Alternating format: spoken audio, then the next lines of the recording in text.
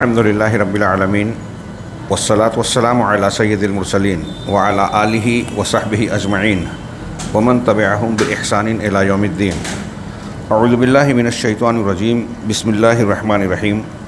والذین کفروا اعمالہم کسراب بقیعۃ یحسبہ الظمآن ماء حتی اذا جاءہ لم یجدہ شیئا ووجد اللہ عندہ فوفاہ حسابہ واللہ سریع الحساب۔ محترم حاضرین، اس سے پہلے کہ درس کی گفتگو شروع ہو، گزارش کروں گا، سنت ہے نبی کریم صلی اللہ علیہ وسلم نے صحابہ کرام کو تلقین فرمائی تھی کہ جب گفتگو ہو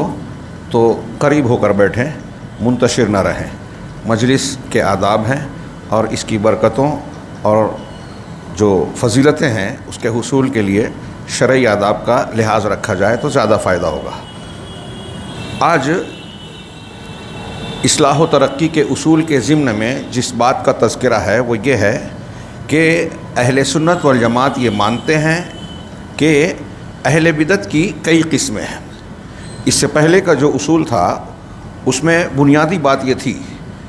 یا عنوان یہ تھا، اصول یہ تھا کہ اہل سنت لوگوں کو بدعت کے سرغنہ لوگوں سے ڈراتے ہیں، ہوشیار کرتے ہیں،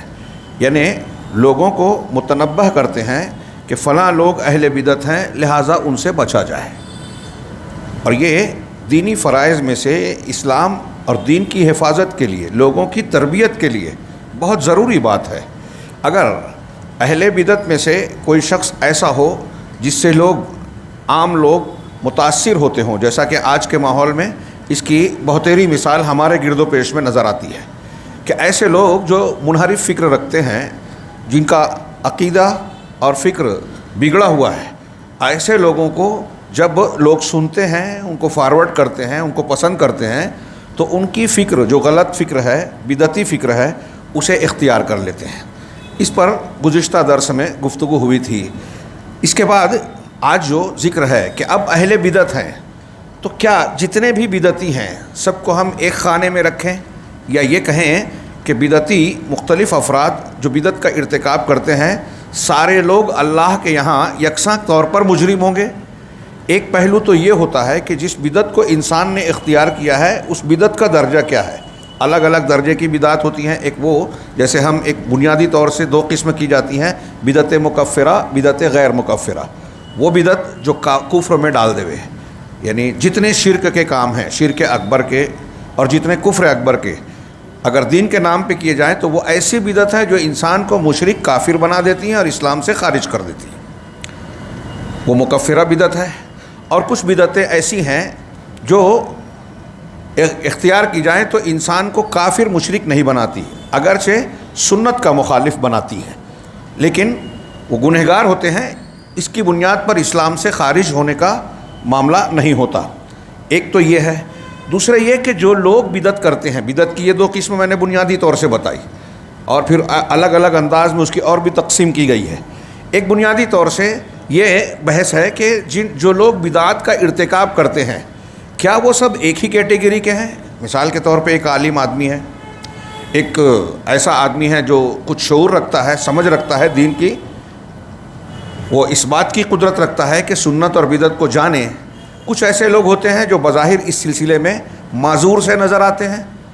تو ظاہر سی بات ہے کہ سب کا ایک درجہ نہیں ہوگا۔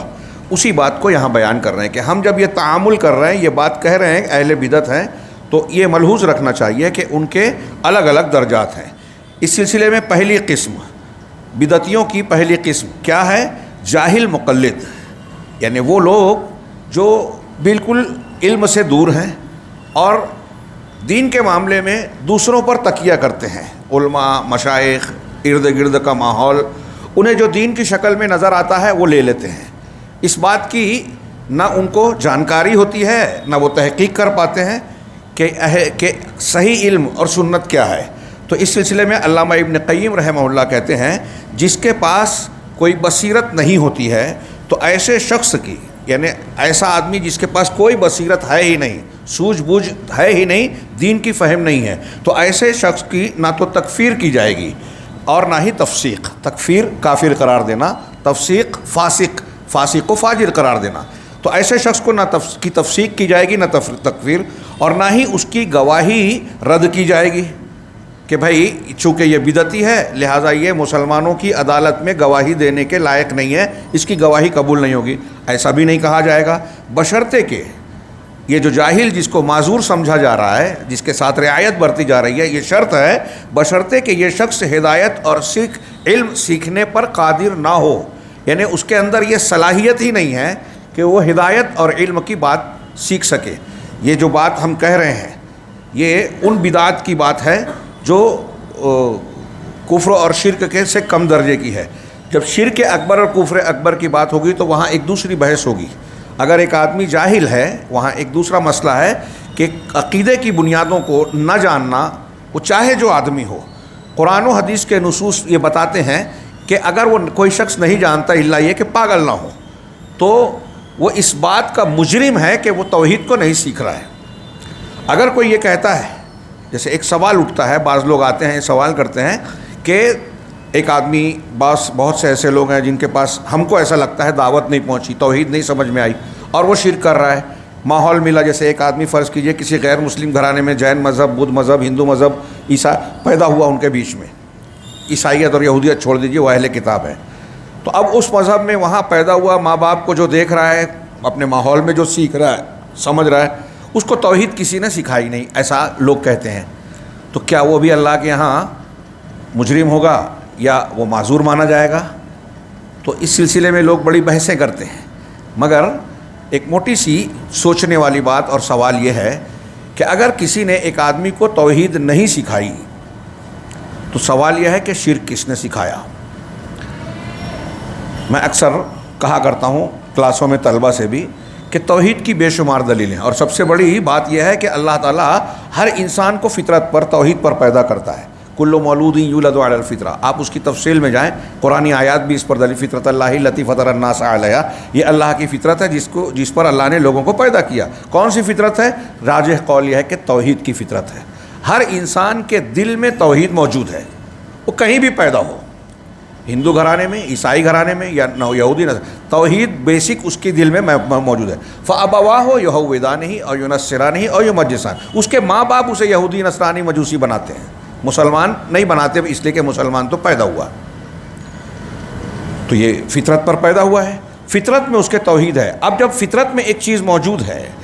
اور اس کے خلاف کوئی بات ماں باپ پیش کرتے ہیں، ماحول پیش کرتا ہے، تو فطرت کی گواہی اس کے دل میں سوال پیدا کرتی ہے۔ دنیا کا کوئی بھی مشرک جب شرک کرتا ہے، بت پرستی کرتا ہے، تو نیچرل یقینی بات ہے کہ اس کے دل میں سوال اٹھے گا کہ میں یہ جو کر رہا ہوں دل اس پر مطمئن نہیں ہے، یہ کیوں کروں، صحیح ہے کہ نہیں ہے، یہ سمجھ میں نہیں آتا۔ آپ جب کسی بت پرست سے یا مشرک سے اس کے شرکی سے متعلق سوال کریں کہ آپ کیوں اس کی پوجا کرتے ہیں، تجربہ کیجئے گا اپنے تعلقات میں کہ کیوں اپنے بتوں کو پوجتے ہیں، کیا عقیدہ ہے، کیا دلیل ہے آپ کے پاس، تو اس کے جواب میں آپ کو کوئی مدلل بات نظر نہیں آئے گی۔ اور اللہ تعالیٰ نے شرک سے متعلق قرآن میں جگہ جگہ کہا ہے کہ ما انزل اللہ بہا من سلطان، کہ یہ ایسی چیز ہے جس پر اللہ نے کوئی سلطان، کوئی دلیل نہیں اتاری۔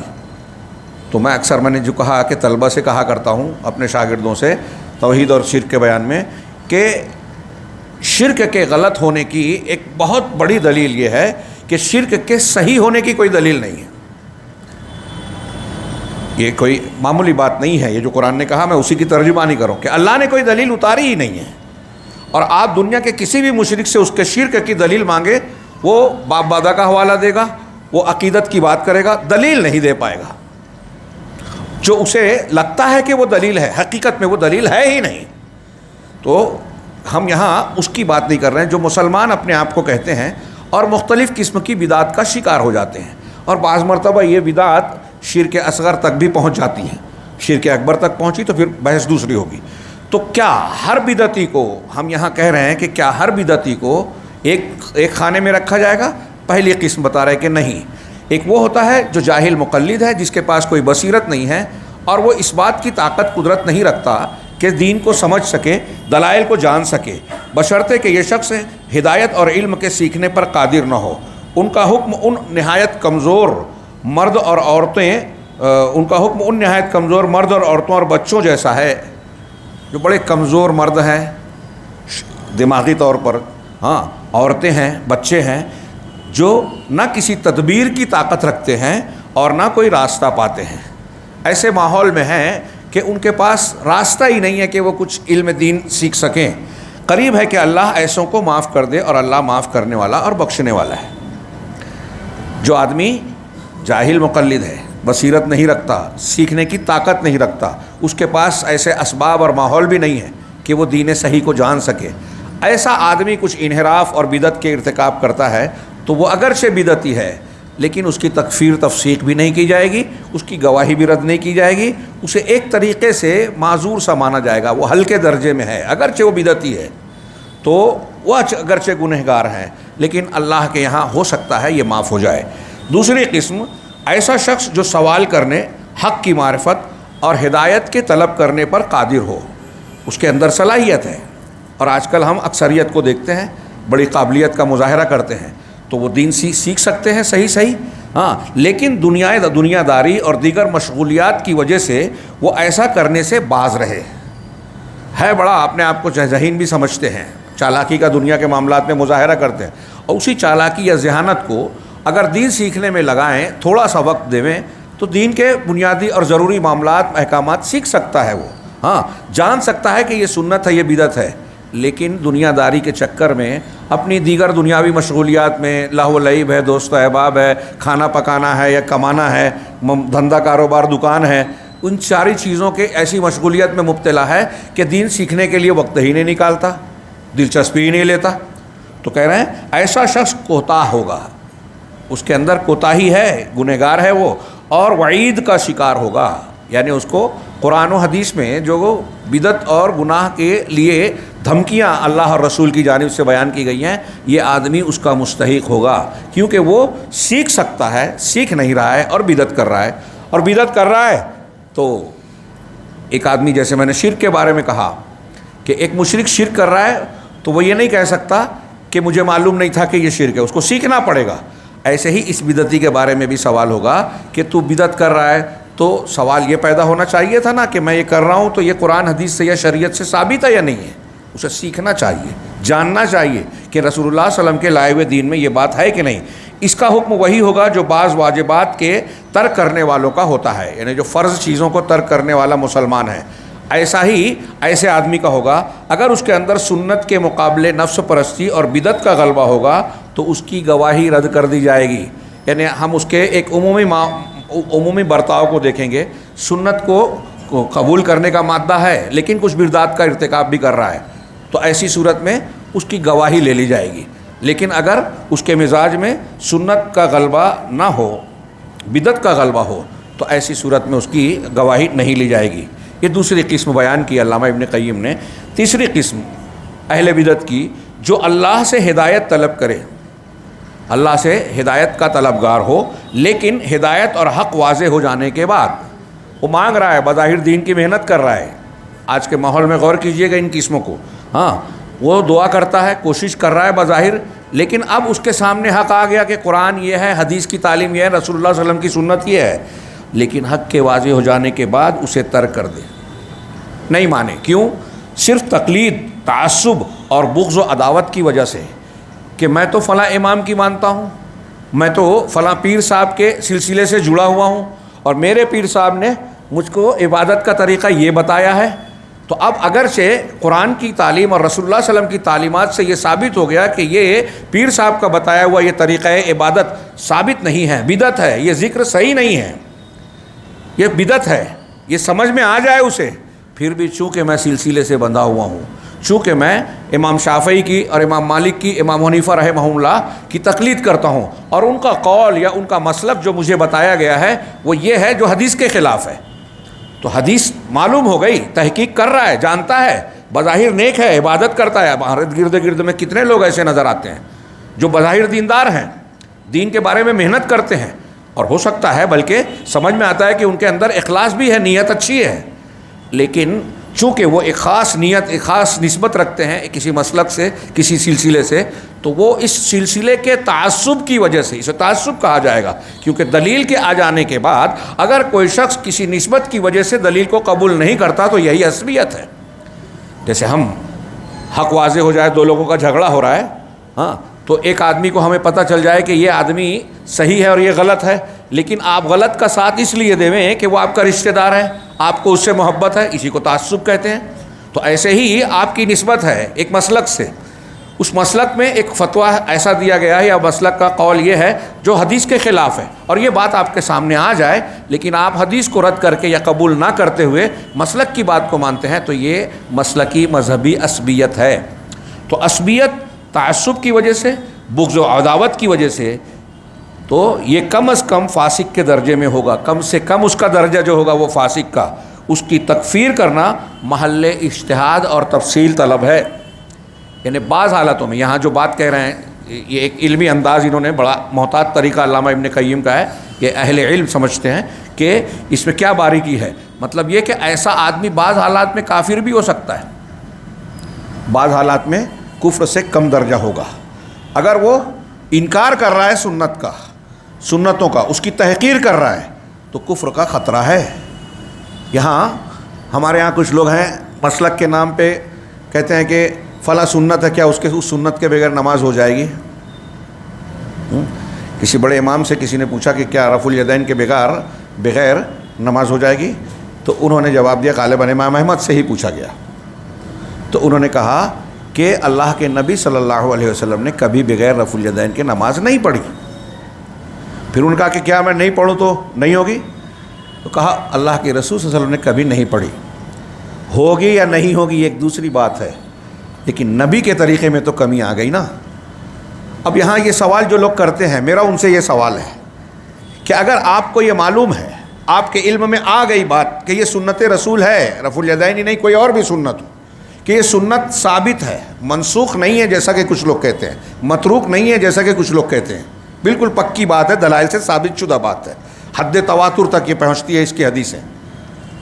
تو اگر آپ مان چکے کہ یہ سنت ہے تو پھر آپ ایسا کیوں سوچتے ہیں کہ اس سنت کو چھوڑ کر بھی اگر ہم عمل کریں تو عمل قبول ہو جائے گا؟ کس بنیاد پہ یہ کہہ رہے ہیں آپ؟ سوچئے، دلیل غور کیجئے کہ اس کی بنیاد وجہ کیا ہے۔ ایک مسلمان محمد رسول اللہ کا کلمہ پڑھ رہا ہے، اللہ کے رسول کی اتباع اور محبت کا دعویٰ کرتا ہے، پھر جب اس کے سامنے ثابت ہو جائے کہ نبی صلی اللہ علیہ وسلم کا طریقہ، سنت، تعلیم یہ ہے، تو پھر سوچنے کا یہ انداز کہ اگر میں اس سنت کو جانتا ہوں سنت ہے لیکن سنت پر عمل نہ کروں۔ صحابہ کرام کا مزاج یہ تھا کہ ایک چیز معلوم ہو جائے کہ یہ اللہ کے رسول صلی اللہ علیہ وسلم کی سنت ہے، پھر اس کے بارے میں اس طرح سوچے کہ چلو سنت تو ہے، مانتا ہوں، لیکن نہیں کروں گا تو چلے گا کہ نہیں چلے گا؟ آپ کس کا لحاظ کر رہے ہیں؟ لوگوں کا لحاظ کر رہے ہیں؟ لوگوں کے لحاظ میں آپ رسول کی سنت کو ہلکا سمجھ رہے ہیں؟ کس بنیاد پہ ترک کر؟ آپ جس بنیاد پہ ترک کر رہے ہیں اس بنیاد پہ آپ کا درجہ متعین ہوگا، یا تو عصبیت ہے، یا پھر اگر آپ اس کو نفرت کے ساتھ دیکھیں۔ ہاں، میں نے اس سے پہلے بھی تذکرہ کیا اور آپ نے یقیناً پڑھا ہوگا، نہیں پڑھیں تو پڑھنا چاہیے، فرض میں سے ہے کہ وہ چیزیں کیا ہیں جس سے اسلام، ایک آدمی کا اسلام ٹوٹ جاتا ہے، لا الہ الا اللہ ٹوٹ جاتا ہے اور آدمی اسلام سے باہر ہو جاتا ہے۔ تو ان امور میں ایک چیز اہل علم نے بیان کی قرآن و حدیث کی دلیلوں سے۔ محمد بن عبد الوہاب رحمہ اللہ نے نواقض اسلام میں 10 چیزیں بیان کی، اس میں سے ایک ہے بغض شیء مما جاء بہ رسول اللہ صلی اللہ علیہ وسلم، مما جاء بہ رسول صلی اللہ علیہ وسلم، کہ رسول اللہ صلی اللہ علیہ وسلم جو چیزیں لائے ہیں، تعلیمات، ان میں سے کسی چیز سے نفرت کرنا۔ ایک ہے سنت کو آدمی سنت مانتا ہے، کسی وجہ سے ترک ہو جائے، یہ الگ چیز ہے، کوتاہی ہو جائے، کوئی عذر ہو جائے، اس کے بنیاد پر ہو سکتا ہے مواخذہ نہ ہو، کبھی کبھار ہو جائے، لیکن ایک آدمی ترک کرے، مستقل ترک کرے تو وہ فاسق ہے، اہل علم نے کہا۔ ایک آدمی اس سے نفرت کرے کہ نہیں مجھے یہ پسند ہی نہیں ہے، وہ کافر ہو جائے گا، اسلام سے باہر ہو جائے گا۔ اس لیے اس سلسلے میں اگر کوئی چیز حدیث سے ثابت ہوتی ہے، حدیث میں آتی ہے، ہاں، ہمارے جو بڑے بڑے علماء حنفی مسلک کے ماننے والے گزرے ہیں، آپ ان کی تحریروں میں پائیں گے جو اہل علم تھے، اگر وہ بعض سنتوں پر عمل نہ کیے لیکن وہ کہتے تھے کہ اس سنت کو اگرچہ ہم مسلک کی بنیاد پہ عمل نہیں کر رہے ہیں لیکن اس کا رد نہیں کرنا چاہیے، اس سے چھڑنا نہیں چاہیے، اس کو برا نہیں سمجھنا چاہیے، کیونکہ ایسا کرنے سے، چونکہ رسول اللہ صلی اللہ علیہ وسلم سے ثابت ہے، اور ایسا کرنے سے، اس کو بغض کرنے سے کفر کا خطرہ ہے۔ یہ جو میں اپنے الفاظ میں بول رہا ہوں بعض حنفی علماء کی تحریروں میں آپ کو ملے گا، اور وہ اہل علم تھے، جانتے تھے۔ تو میرا سوال یہی ہے کہ اس معاملے میں آدمی کو محتاط رہنا چاہیے، اور لوگوں کا خیال کرنے سے زیادہ اللہ تبارک و تعالیٰ کا ڈر اور اللہ تبارک و تعالیٰ کے لیے اپنی زندگی جینے اور مرنے کا معاملہ رکھنا چاہیے۔ اور جب آپ اللہ کے لیے کوئی کام کرنا چاہیں گے تو یہ ثابت ہو جانے کے بعد کہ یہ سنت رسول ہے، یہ آئیں بائیں کی گلیاں نہیں تلاش کریں گے کہ اس سنت کو چھوڑ بھی دوں تو چل جائے گا کیا۔ یہ انداز ایک مومن کا، ایک رسول اللہ صلی اللہ علیہ وسلم سے اور آپ کی سنتوں سے محبت کرنے والے کا نہیں ہو سکتا۔ تو کہا ایسے شخص کی تکفیر کرنا یعنی وہ کافر ہو جائے گا، یہ محل اجتہاد اور محل تفصیل ہے، تفصیل طلب ہے۔ میں نے جیسا کہ تھوڑی سی وضاحت کی، اس میں اور بھی شکلوں کی گنجائش ہو سکتی ہے کہ ایک ایسا آدمی جو یہ کر رہا ہے، سنت کو جان کر بھی عمل نہیں کرتا، تو اس کو کیا کہا جائے گا۔ بعض حالات میں نے کہا کہ وہ کفر کا مرتکب بھی ہو سکتا ہے۔ اگر وہ علانیہ داعی ہے تو اس کی داعی ہے مطلب اس سنت کو چھوڑنے کی دعوت دے رہا ہے کہ نہیں کرنا چاہیے اس سنت کو۔ آج ہمارے ہاں لوگ بڑی ڈٹائی سے رد کرتے ہیں سنتوں کا۔ مجھے تو میں اپنی ذاتی بات کہوں، ان پہ رحم بھی آتا ہے اور دل چاہتا ہے کیسے سمجھایا جائے کہ اگر آپ نہیں کر رہے ہیں نہ کریں، آپ رد نہ کریں۔ ایک چیز اگر آپ کے علم میں ہے کہ یہ اللہ کے رسول صلی اللہ علیہ وسلم کی حدیث ہے، آپ کا عمل ہے، اب آپ اس میں وہ نکالتے کیا آپ آخری وقت تک کرتے تھے، کیا آپ نے ایسا کرنے کا آرڈر حکم دیا تھا، کیا کرتے تھے، ٹھیک ہے ہم مانتے ہیں، آرڈر دیا کیا؟ تو کیا آپ دین کی ساری باتوں کو اسی وقت مانتے ہیں جب آپ کو رسول اللہ صلی اللہ علیہ وسلم کا آرڈر ملے ہو؟ آرڈر یعنی امر، حکم ہو۔ اگر اللہ کے نبی صلی اللہ علیہ وسلم نے ایسا کیا، یہ آپ کو لیے ثابت ہو جائے، تو کیا سنت ثابت ہونے کے لیے کافی نہیں ہے؟ جب حکم ہوگا تب آپ مانیں گے۔ یہ آپ آرڈر اور یہ بقیہ اس لیے نکالتے ہیں کہ آپ کے خیال میں آپ کے مسلک کے خلاف یہ بات ہے، یہ مسلک کے خلاف ہے۔ آپ یہ اگر کوئی آدمی ایسا ہے کہ ٹھیک ہے یہ میرے مسلک کے خلاف ہے، میں سنت مانتے ہوئے عمل نہیں کر رہا ہوں، میرے نزدیک وہ چھوٹا مجرم ہے، چھوٹی غلطی کر رہا ہے، غلطی وہ بھی کر رہا ہے، لیکن ایک آدمی اگر اس سنت کا مذاق اڑا رہا ہے، رد کر رہا ہے صرف اس لیے کہ میں نہیں مانتا، میرا مسلک نہیں ہے، اور جانتا ہے کہ یہ اللہ کے رسول اللہ کا طریقہ تھا،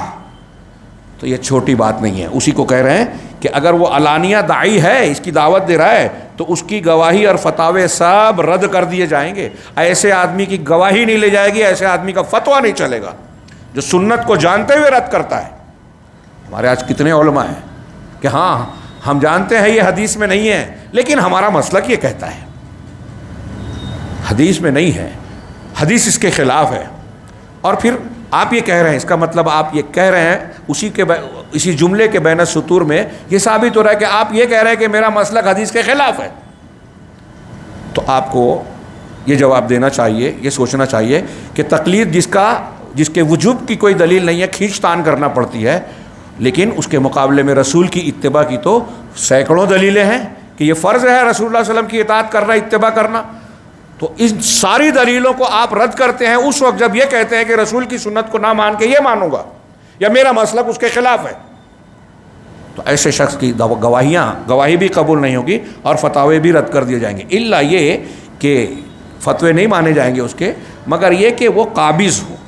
یعنی وہ کسی سلطنت پر یا اس کے پاس کوئی اختیار اور اقتدار ہو، اور اس کے فتاووں اور فتووں کے رد کرنے کی صورت میں فساد لازم ہے۔ یعنی کوئی ایسا شخص ہے کہ اگر اس کا فتویٰ نہ مانا جائے، اس کی بات کو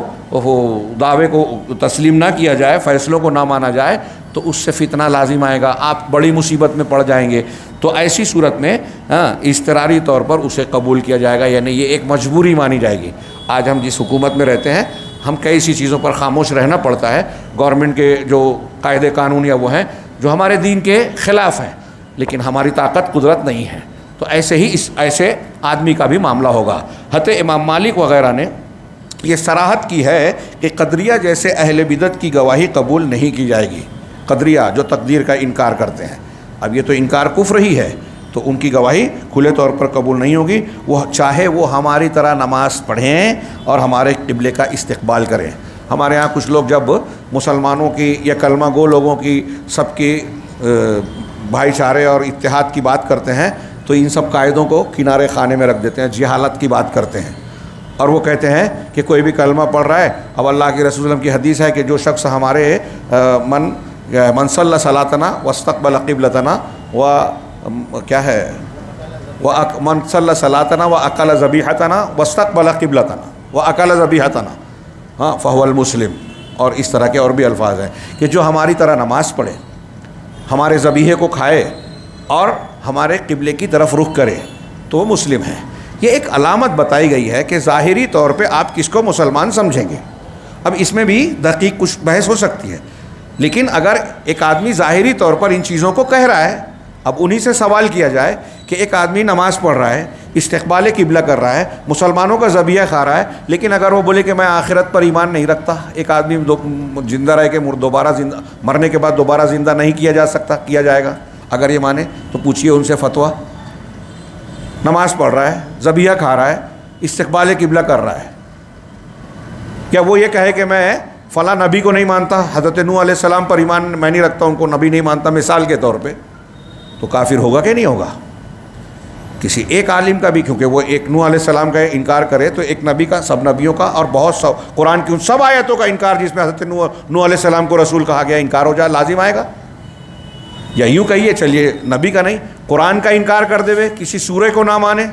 میں قرآن کی اس بات کو نہیں مانتا اگر کوئی کہے، تو اب وہ نماز پڑھ رہا ہے، قبلہ رخ ہو رہا ہے، ذبیحہ کھا رہا ہے مسلمانوں کا، کیا وہ مسلمان ہوگا؟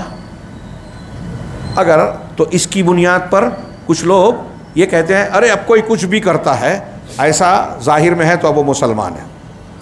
یہ ہمارے اسلاف بڑی گہری نگاہ رکھتے تھے. قدریہ کے بارے میں کہا امام مالک نے، اس زمانے میں، یہ آج کے دور میں جتنے بدعتی گروہ ہیں اس زمانے میں یہ سب نہیں تھے امام مالک وغیرہ کے زمانے، لیکن یہ قدریہ پیدا ہو گئے تھے صحابہ کرام کے آخر کے دور میں ہی، روافظ، خوارج، قدریہ، پھر ان کے مقابلے میں جبریہ. تو یہ قدریہ وہ تھے جو تقدیر کا انکار کرتے تھے. ہاں، حضرت ابن عمر، صحیح مسلم کی روایت میں کہ بصرہ سے آنے والے حجاج نے حضرت ابن عمر سے کہا کہ ہمارے ادھر ایک شخص پیدا ہوا معبد جوہنی، وہ کہتا ہے کہ معاملہ نئے سرے سے عنف شروع ہوتا ہے، یعنی جو واقعات دنیا میں ہو رہے ہیں اثر نو ہیں، یہ پہلے سے اللہ کے علم میں نہیں ہے، تقدیر کوئی چیز نہیں ہے. تو حضرت ابن عمر نے یہ سننے کے بعد کہا کہ تم اس سے جا کے کہہ دینا کہ میں اور میں ایسے لوگوں سے بری ہوں، مطلب اس کے دین کو نہیں مانتا. ہاں، اور یہ بول دینا کہ اگر وہ اسی عقیدے پہ رہا تو احد پہاڑ کے برابر سونا بھی اگر اللہ کے راستے میں خرچ کرے تو قبول نہیں ہوگا. پھر حضرت ابن عمر نے حدیث سنائی کہ میں نے اللہ کے رسول صلی اللہ علیہ وسلم کو کہتے ہوئے سنا، یا حدیث جبرائیل بیان کی جس میں یہ کہا گیا کہ تقدیر کے بھرے پر بھلے برے پر ایمان لانا بھی ایمان کی بنیادوں میں شامل ہے. تو بات کہی، فتویٰ دیا، حکم لگایا اور دلیل دی. ہم جو بات مانیں دلیل سے مانیں، یہی اہل الحدیث کا طریقہ ہے، اہل السنہ کا طریقہ ہے. تو امام مالک کہہ رہے ہیں کہ قدریہ چاہے ہماری طرح نماز پڑھیں، ہمارے قبلے کو رخ کریں، ان کی گواہی نہیں لی جائے گی. شیخ الاسلام علامہ ابن تیمیہ رحمہ اللہ نے کہا کہ وہ اہل بدعت جو کتاب و سنت کی مخالفت کرتے ہیں، قرآن حدیث کے خلاف عمل کرتے ہیں، عقیدہ اختیار کرتے ہیں، یا تو غور سے سنیے گا، یا تو جہل بسیط کا شکار ہوتے ہیں یا جہل مرکب کا، جیسے کہ کفار. جہل بسیط اور جہل مرکب. جہل بسیط کہتے ہیں اس جاہل کو، اس جہالت کو کہ آدمی نرا جاہل ہو، یعنی معین چیز کا ادراک نہ رکھتا ہو اور جہالت کے ساتھ اس کو ادراک ہو کہ میں اس چیز کو نہیں جانتا، یعنی اس کو یقین ہے کہ میں جاہل ہوں، قرآن حدیث کی کچھ باتوں کو نہیں جانتا. جیسے آپ اور ہم، فرض کیجئے یہ موبائل ہے، اس کو ہم استعمال کر رہے ہیں، لیکن ان کی کئی چیزوں کو، یا جانے دیجئے کئی چیزوں کا ہی اس کے طریقے کو، اس کے موبائل کے پارٹس میں کوئی خرابی آ جائے تو ہم اس کو بنانے کی طاقت صلاحیت نہیں رکھتے. تو ہم یہ جانتے ہیں کہ اس کے بنانے کا علم ہمیں نہیں ہے. تو ایسے دین کے بارے میں ایک آدمی جہالت جاہل ہے اور وہ جانتا ہے، سمجھتا ہے کہ میں جاہل ہوں، تو اس کو جہل بسیط کہتے ہیں، جاہل بسیط کہتے ہیں. اور جہل مرکب یعنی اس کی جہالت میں ترکیب ہے، ایک کے ساتھ دوسری بھی ہے. ایک تو یہ کہ وہ جاہل ہے، دین کو جانتا نہیں، صحیح بات کو کہ سنت ہے یا بدعت ہے جانتا نہیں ہے. دوسرا یہ کہ وہ یہ نہیں جانتا کہ وہ نہیں جانتا، وہ یہ نہیں جانتا کہ وہ جاہل ہے، یعنی جاہل ہونے کے ساتھ اپنے آپ کو عالم سمجھتا ہے. جہل بسیط والا جاہل ہے تو اپنے آپ کو کہتا ہے کہ میں عالم نہیں ہوں، میں جاہل ہوں. اور جہل مرکب کا مطلب یہ ہے کہ ایک آدمی جاہل تو ہے لیکن اسے وہ اپنے آپ وہ یہ سمجھتا ہے کہ میں عالم ہوں. اور دنیا میں اکثر اہل بدعت کی مثال آپ کو جہل مرکب والی ملے گی. اور ہمارے گرد و پیش میں آج سوشل میڈیا پہ آپ جائیے تو ایسے جہل مرکب کے حاملین کی بھیڑ نظر آئے گی. بھیڑ نظر آئے گی جو بڑے دانشور بنتے ہیں، اپنے آپ کو عالم بتاتے اور ظاہر کرتے ہیں لیکن جاہل ہیں. دیکھیے سارے تحریکیوں کو فتوے دیتے ہیں، اہل علم کو، اہل حق کے خلاف باتیں کرتے ہیں اور سمجھتے ہیں کہ ہم عالم ہیں. ابھی میں نے کچھ سنا کہ وہ وہی ایک صاحب کہہ رہے تھے، پتہ نہیں کس مسلک کے تھے، کہ ایک مسلمان کے بازو میں دوسرے مسلک کا آ جاتا ہے تو برا محسوس کرتا ہے اور کافر آ جاتا ہے تو برا نہیں محسوس کرتا، سب مسلمان ایک ہو جائے. اور پھر ایسی باتیں کی جو سرسری سی کرتے ہیں. ان کے یہاں بدعت، شرک، کفر، ان کی کوئی بات ہی نہیں ہے اور کرتے بھی نہیں ہیں. اور اس کے کرنے والے کو کہتے ہیں کہ ارے یہ مسلمانوں میں انتشار پھیلا رہے ہیں. یہ جہل مرکب نہیں تو اور کیا ہے. جتنے لوگ بدعت کرتے ہیں ہمارے یہاں، جس بدعت کا وہ ارتکاب کرتے ہیں اس میں سے اکثر لوگوں کو آپ پوچھیں گے تو وہ الٹی سیدھی دلیلیں دیں گے کہ یہ ایسا اس لیے کرنا ہے، ویسا اس لیے کرنا ہے. تعزیہ بنا رہے ہیں تو حضرت حسین رضی اللہ تعالیٰ عنہ کی جو ہے محبت کا اور فتح کس کا حوالہ دیں گے. تو وہ جو کہہ رہے ہیں وسیلہ لگا رہے ہیں تو الٹی سیدھی دلیلیں، قرآن و حدیث کا غلط معنی بیان کریں گے یا جھوٹی اور موضوع یا ضعیف حدیثیں پیش کریں گے تو وہ غلط کام کر رہے ہیں اور غلط کام کرنے کی غلط دلیل دے رہے ہیں اور سمجھ رہے ہیں کہ ہم علم رکھتے ہیں، علم والے ہیں. تو ایسے لوگ قابل یہ بڑے مجرم ہیں. ایک جہل بسیط والا ہے کہ سرے سے جاہل اور مانتا ہے کہ میں جاہل ہوں، اور ایک آدمی جہل مرکب کا مرتکب ہے. گنہگار دونوں ہو سکتے ہیں لیکن جہل مرکب والا زیادہ بڑا مجرم ہے. اور میں کاش دل چاہتا ہے لیکن کسی اور موقع سے وقت زیادہ ہو جائے گا کہ جہل مرکب کے ماننے والوں میں ہم جو بدعتی ہیں ان کے ساتھ ان کو پاتے ہی ہیں. آج ہمارے یہاں میں ایسا مانتا ہوں اور دلیلوں کی بنیاد پہ کہ بہت سارے وہ لوگ جو اہل حق ہیں، اہل الحدیث اپنے آپ کو سمجھتے ہیں، ہے نہیں. اہل الحدیث کے بہت سارے لوگ آج بھیڑ بھاڑ جو نظر آتی ہے سوشل میڈیا پہ، ان کی تحریریں پڑھ کے صاف ظاہر ہوتا ہے کہ جہل مرکب کے شدت سے شکار ہے. جو شرک اور بدعت کا رد کرنے میں اتنی تیزی نہیں دکھاتے بلکہ جذبہ بھی نہیں نظر آتا، لیکن کوئی حق پر عمل کرنے والا عالم اگر کوئی غلطی کر دے، 10 کام وہ بہت اچھا کر رہا ہے، ایک غلطی کر دے، اس کی نظر میں وہ غلطی ہے کہ نہیں ہے ابھی دوسری بات ہے، اس کی نظر میں غلط ہے تو اس کے پیچھے پڑ جائے گا، لوگوں میں اس کے کارنامے اور شخصیت کو مجروح کرنے کی پوری طاقت لگا دے گا. آج ہم یہ دیکھ رہے ہیں اور اس سے ایمان کو، اسلام کو، دینی ماحول کو جتنا نقصان پہنچ رہا ہے میں سمجھتا ہوں اس سے علاوہ کسی اور چیز سے نہیں پہنچے گا. کہ ایک عالم دین جو حقیقی محنت کر رہا ہے آپ اسی کو غلط ثابت کریں لوگوں میں تو آپ اس کی شخصیت کی ایک غلطی کی بنیاد پہ جب اس کو غلط بتاتے ہیں تو اس کی جو دعوت حق ہے، محنت ہے، آپ اس کو بھی مجروح کر رہے ہیں. اور یہ آج ہم بہت دیکھ رہے ہیں کہ کچھ لوگ علماء کئی مسئلے میں خاموش ہوتے ہیں. ایک دوسرے کی تنقید کرنا، منہج کے حوالے سے یا کسی اور حوالے سے کوئی خطا ہو گئی تو ایک دوسرے کی تنقید کرنے میں علماء خاموش نظر آئیں گے یا کم بولیں گے. یہ علماء کا کام ہے. لیکن علماء کے پیچھے چلنے والے کچھ جاہل یا کسی سے بغض رکھنے والے ایسی چیزوں کو بہانہ بنا کر مختلف شخصیات کو نشانہ بناتے ہیں، اداروں کو نشانہ بناتے ہیں، ایسی معتبر شخصیات کو نشانہ بناتے ہیں جو اہل حق علماء کرام کے نزدیک قابل اعتماد ہے. یہ جاہل اس کی تنقید کرتا ہے.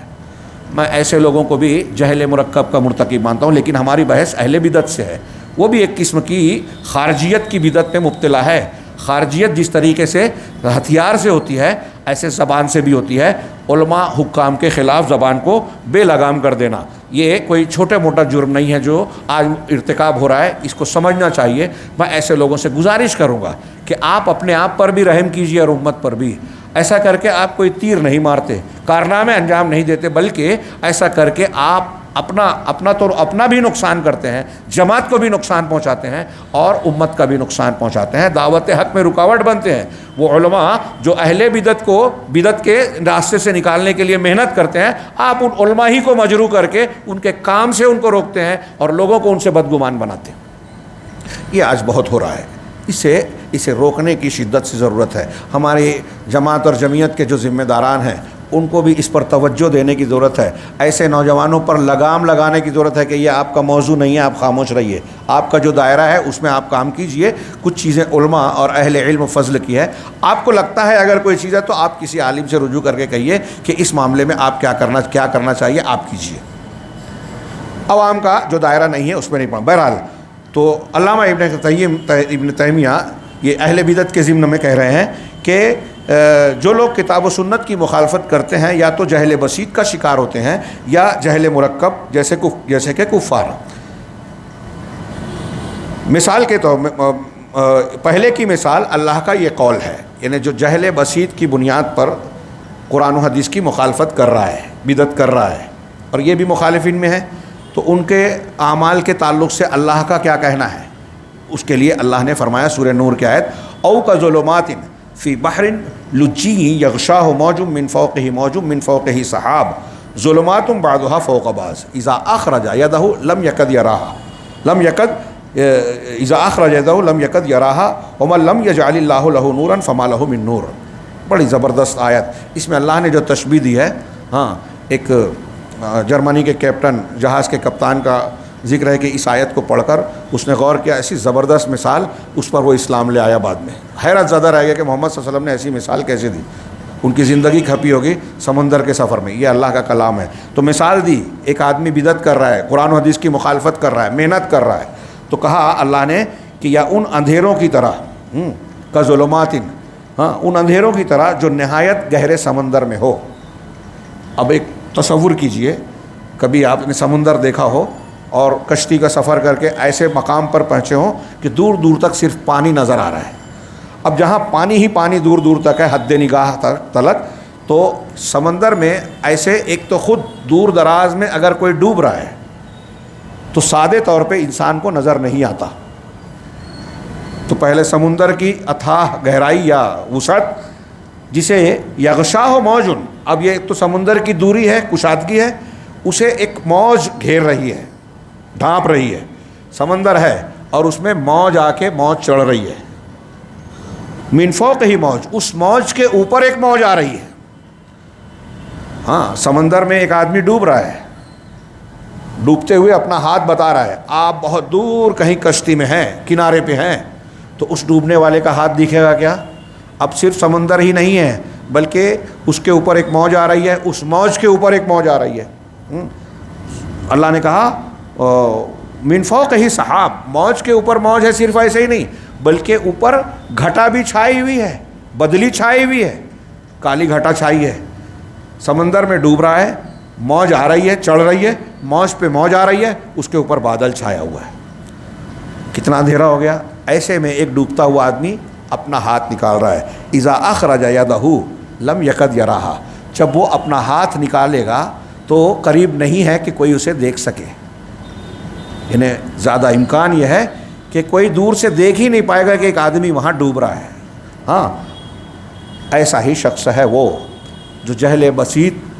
کے ساتھ قرآن و حدیث کی مخالفت کر رہا ہے، وہ گہرے سمندر میں ڈوب رہا ہے، ایک تاریکی دوسری تاریکی پر چھائی جا رہی ہے اور کوئی اسے بچا نہیں پائے گا۔ وَمَن لَّمْ يَجْعَلِ اللَّهُ لَهُ نُورًا، اور اللہ جس کے لیے کوئی روشنی اور نور مقرر نہ کرے، نہ بنائے، فما لہ من نور، تو نہ بنائے، اس کے لیے کوئی بھی نور نہیں ہے، روشنی نہیں ہے۔ اور دوسرے کی مثال جو جہل مرکب کا شکار ہے اور اس بنیاد پہ قرآن و حدیث کی مخالفت کرتا ہے، اللہ نے فرمایا اسی سورہ نور میں اگلی مثال بیان کی، والذین کفروا اعمالهم کسراب بقیعۃ یحسبہ الظمآن ماء حتی اذا جاءہ لم یجدہ شیئا ووجد اللہ عندہ فوفاہ حسابہ واللہ سریع الحساب، کہ جو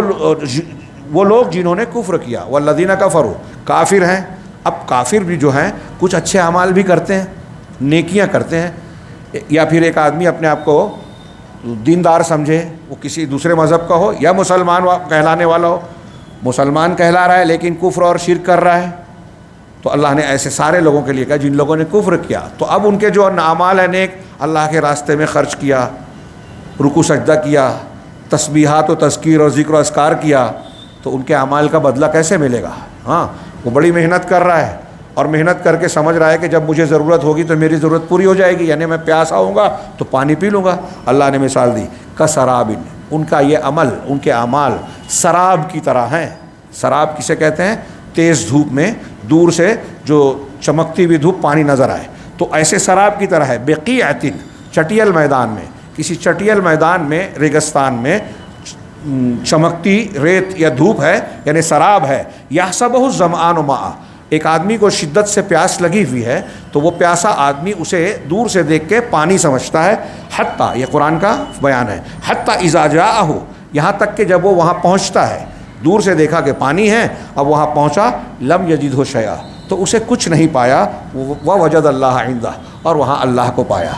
ایسے ہی جو کفر اور شرک کے ساتھ نیکیاں کر رہے ہیں، جب قیامت میں اللہ کے پاس جائیں گے تو انہیں اللہ کے سوا کو کچھ اپنے اعمال کا کچھ فائدہ حاصل نہیں ہوگا۔ فوفاہ حسابہ، تو اللہ اس کے اعمال کا جو وہ کفر شرک کیا تھا اس کا حساب پورا کر دے گا، چکتا کر دے گا۔ واللہ سریع الحساب، اور اللہ تعالیٰ بہت جلد حساب کرنے والا ہے۔ چنانچہ وہ لوگ جو جہل بسیط اور کفر بسیط کا شکار ہوتے ہیں، انہیں حق کی معرفت نہیں ہے اور نہ ہی وہ حق کا ساتھ دیتے ہیں۔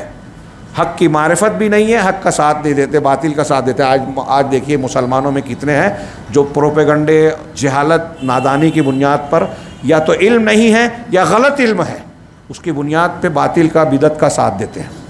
ہمارے ہاں کچھ لوگ ہیں جو صحابہ کرام کو برا بھلا کہہ رہے ہیں، ہمارے ہاں کچھ لوگ ہیں جو یہود و نصارہ کی زبان بول رہے ہیں، ہمارے یہاں کچھ لوگ ہیں جو ان پر تنقید کرتے ہیں جو قرآن و حدیث کی صحیح تعلیمات اور منہج کے حاملین ہیں، اور ان کی تائید کرتے ہیں، جو کھلے طور سے قبر پرستی کرتے ہیں، جن کے یہاں وحدت الوجود کا عقیدہ ہے، جن کے یہاں کھلے طور سے ہمارے قرآن، حدیث، صحابہ اور سلف کے متفقہ عقائد کی خلاف ورزی پائی جاتی ہے، ان کی تائید کرتے ہیں، اور جو اہل حق ہیں ان کی مخالفت کرتے ہیں۔ تو کہا وہ لوگ ساتھ دیتے، حق کا ساتھ نہ ہی وہ حق کا ساتھ دیتے ہیں، جبکہ وہ لوگ جو جہل مرکب اور کفر مرکب کا شکار ہوتے ہیں، ان کا اعتقاد ہوتا ہے کہ وہ حق کو جانتے ہیں، جبکہ جو کچھ بھی ان کے پاس ہوتا ہے وہ کوئی علم نہیں، محض جہالت ہوتی ہے۔ یہ درء تعارض العقل والنقل سے نقل شدہ عبارت ہے۔ ایسے جہل مرکب کے حاملین آج بہت بڑی تعداد میں، اور ان کے لیے یہ جو ہم پڑھ رہے ہیں،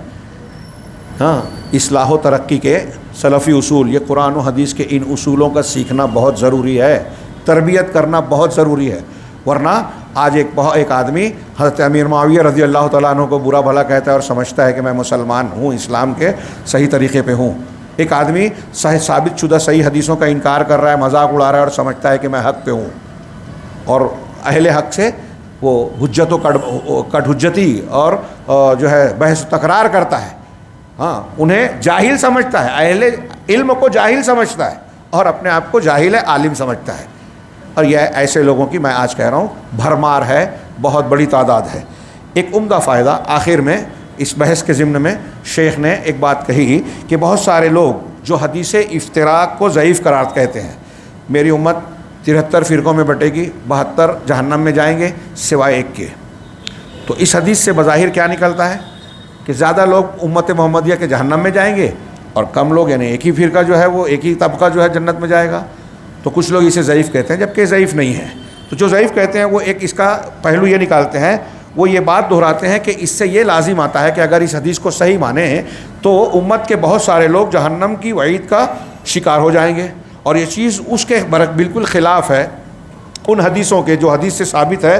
ہاں، جو بہت ساری احادیث میں وارد ہے کہ سب سے زیادہ جنت میں جانے والے اسی امت کے لوگ ہوں گے، امت محمدیہ کے، اور یہ کہ نجات پانے والوں کا تعلق سواد اعظم سے ہوگا، جیسا کہ حدیث کی بعض روایتوں میں وارد ہے۔ تو وہ بھی صحیح حدیثیں ہیں کہ اس امت کے جہنم میں جانے والی جو طبقات ہوں گے، زیادہ تر دیگر امتوں کے لوگ ہوں گے، امت محمدیہ کے لوگ کم ہوں گے، 100 میں سے 99 دوسرے ہوں گے جہنم میں جانے والے۔ تو کہتے ہیں کہ اگر وہ حدیثیں مانے ہیں اور پھر اس کے سامنے یہ حدیث رکھیں کہ 73 میں سے 72 جہنم میں جائیں گے، تو ان دونوں میں ٹکرا ہوا تو وہ حدیث غلط ہو جائے گی۔ تو یہ گویا تضاد سمجھ رہے ہیں، تعارض سمجھ رہے ہیں۔ تو اس کا جواب دے رہے ہیں، اس کا جواب یہ ہے کہ محققین علماء سنت میں سے کسی نے یہ نہیں کہا ہے کہ اس حدیث کا تعلق عام امت سے ہے۔ بہت اہم، جو ابھی بدعت، اہل بدعت کی ہم نے قسمیں پڑھی، اس میں پہلی قسم پڑھی تھی کہ کچھ لوگ ایسے ہیں جو معذور ہیں، ایک تعداد ایسی ہے مسلمانوں کی جو علم نہیں رکھتی، بصیرت نہیں رکھتی، سوجھ بوجھ نہیں رکھتی، اور ان کے پاس طاقت قدرت بھی نہیں ہے، اس بنیاد پہ کچھ بدعات کا ارتکاب کرتے ہیں. تو ان کے لیے ہم یہ نہیں کہتے، اور علماء یہ نہیں کہتے کہ وہ سب کے سب جہنم میں جائیں گے، بلکہ ہر کسی نے یہی کہا ہے کہ اس کا تعلق ان لوگوں سے ہے جو علم والے ہیں، جو اہل علم سے منحرف ہو چکے، جانتے ہیں لیکن منحرف ہیں، نہیں مانتے. ہاں، اسی طرح فرقہ ناجیہ اور طائفہ منصورہ سے مراد بھی اہل علم ہی ہیں. ہاں، جیسا کہ امام احمد اور امام بخاری وغیرہ سے منقول ہے کہ وہ اہل الحدیث ہیں. ہاں، اور جہاں تک عام لوگوں کی بات ہے تو اس میں تفصیل ہے، جیسا کہ امام ابن قیم رحمہ اللہ کا کلام گزر چکا جو ہم نے اہل بدعت کی قسمیں پڑھی، جس میں اس وقت پہلی قسم ہی غالب ہے. اسی سے ہم آج کے مسلمانوں پر اس حدیث کو منطبق کر سکتے ہیں، اور یہ کہ کون ہے جو منہج سلف کے خلاف بعض امور میں ہے، اور کون تمام امور میں خلاف ہے، اور کون تمام امور میں متفق ہے. جو صحیح منہج ہے اس کے کچھ لوگ ایسے ہیں جو کچھ امور میں مخالفت کرتے ہیں، جو زیادہ امور میں مخالفت کرتے ہیں، جو پورے معاملے میں متفق ہیں. تو ہر ایک الگ الگ قسم میں ہوگا. یہ ایک جواب شیخ نے دیا. ایک اور بھی جواب ہم اس کو دے سکتے ہیں کہ امت محمدیہ میں یہ جو 73 فرقے جو جہنم میں جانے والی بات کہی گئی ہے، اس کی تفصیل میں بعض علماء نے بیان کیا کہ جن لوگوں کے جہنم میں جانے کا ذکر ہے ان کی کئی کیٹیگری ہو سکتی ہے. ایک وہ طبقہ جو کفر اکبر، شرک اکبر کے درجے تک پہنچا ہوا گنہگار ہے، اگر ایسا ہے تو وہ ہمیشہ جہنم میں رہے گا. ہاں، اور جو لوگ جو کفر اکبر، شرک اکبر کے درجے تک نہیں پہنچے ہیں تو ان کی گمراہی اس لائق تو ہے کہ وہ جہنم میں جائیں، لیکن ہمیشہ جہنم میں نہیں رہیں گے. اہل سنت والجماعت کا عقیدہ ہے جو قرآن و حدیث کی بہت ساری دلیلوں سے ثابت ہے، اور اس پر کوئی اہل سنت کا اتفاق ہے، خارجی وغیرہ نہیں مانتے، خوارج معتزلہ، اتفاق ہے. وہ یہ کہ اگر کوئی شخص گناہ کبیرہ کا ارتکاب کرے، شرک اصغر میں بھی مبتلا ہو کے مر جائے، ہاں، توبہ کیے بغیر، تو قیامت میں اللہ کی مشیت پہ ہوگا کہ چاہے تو اس کو اس کے گناہ کے بدلے میں عذاب دے اور چاہے تو اس کو معاف کر کے ڈائریکٹ جنت میں ڈالے. اور اگر اس کو اللہ کی مشیت اور فیصلہ یہ ہوا کہ اس کو جہنم میں ڈالا جائے تو وہ اللہ کی مشیت اور اس کے گناہ کے عوض میں کچھ عذاب جھیلنے کے بعد اللہ کے حکم سے اس کو جہنم سے نکالا جائے گا اور جنت میں ڈالا جائے گا. یعنی یہ ایسے گنہگار جو کبیرہ گناہوں کے مستحق ہیں. تو اس میں 73 فرقوں میں بھی کچھ لوگ ایسے ہوں گے جن کا حکم 73 گناہ کبیرہ کے مرتکبین کے جیسا ہوگا. تو ان کے بارے میں یہ کہیں گے کہ بالآخر وہ جنت میں جائیں گے، جیسے کہ ان حدیثوں میں کہا گیا کہ جو لا الہ الا اللہ پر مرا وہ جنت میں جائے گا، ضرور جائے گا. تو ضرور جائے گا. اب کوئی کہے کہ میں کچھ بھی گناہ کر لوں جاؤں گا، ایسا نہیں ہے. وہ جو گناہ، جس کے گناہ کا پلڑا بھاری ہوگا اور اللہ کی مشیت ہوگی تو وہ اہل توحید میں سے بھی کچھ لوگ جہنم میں جائیں گے. اس حدیث سے بھی اس پر دلیل دی جا سکتی ہے جس میں رسول اللہ صلی اللہ علیہ وسلم نے شفاعت کا ذکر کیا ہے کہ جب آپ قیامت کے دن کہیں گے امتی امتی امتی، اے اللہ میری امت میری امت میری امت، تو اللہ کی طرف سے کہا جائے گا کہ ٹھیک ہے، آپ جہنم کے اندر جو آپ کی امت کے ایسے لوگ ہیں جن کے دل میں رائی کے دانے کے برابر بھی ایمان ہے، یعنی توحید ہوگی، ایمان ہے، ان کو نکال لیجئے. ان کو نکالا جائے گا. پھر اللہ کے نبی صلی اللہ علیہ وسلم پھر کہیں گے امتی امتی امتی، تو کہا رائی کے دانے سے کم درجے کا ایمان جن کے اندر ہے ان کو نکال لیا جائے. پھر ان سے کم، پھر 4 مرتبہ یہ کہا جائے گا. اس کا مطلب ایمان والے جن کے اندر رائی کے دانے کے برابر ایمان بھی کم زیادہ ہوتا ہے، اس سے یہ بھی ثابت ہوا. تو رائی کے دانے کے برابر اس سے کم اس سے کم اس سے کم جن کے اندر ایمان ہے وہ بھی جہنم سے نکالے جائیں گے. اس سے یہ بھی پتہ چلا کہ امت محمدیہ کے کچھ لوگ جہنم میں جائیں گے ضرور، مگر بعد میں جنت کے اندر ڈالے جائیں گے. تو یہ جواب اس میں اس تفصیل سے بھی یہ دونوں حدیثوں کی تطبیق ہو سکتی ہے. اس بنیاد پر ہم یہ کہہ سکتے ہیں کہ اس وقت جتنی بھی دعوتی جماعتیں ہیں، یہ ساری تفصیل ہم نے پڑھی، تو اس بنیاد پر ہم کہہ سکتے کہ آج دنیا میں جتنی اسلامی دعوتیں پائی جاتی ہیں اور عقیدہ و منہج میں سلف صالح کی طرف اپنی نسبت نہیں کرتی،